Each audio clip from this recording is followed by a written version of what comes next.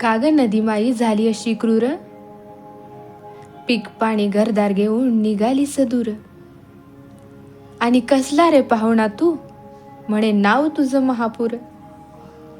गोरगरीब शेतकऱ्यांच्याच भाकरीसोबत मांडला तू कहर. नदी आई सांग ना तूच आता यातून कसं सावरायचं. झालं होतं घर आत्ताच, आता सावराया पुन्हा कर्ज काढायचं. का गळक्या छतात आणि पडक्या भिंतीत अजून दिस काढायचं. माणूस जाईल ग इकडचा तिकडं निघून, पण त्या जनावरांनी काय करायचं. का हंबरडा फोडून गोट्यातच मारायचं. वर्षभरात केलेल्या कष्टाचं मोल कुणाकडं मागायचं.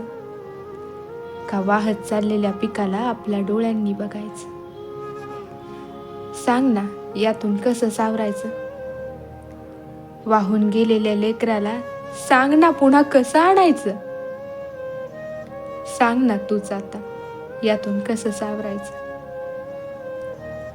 बास नदी माते नको तुझं रौद्र रूप, संतपणे जा बाई सागराच्या मिठीत.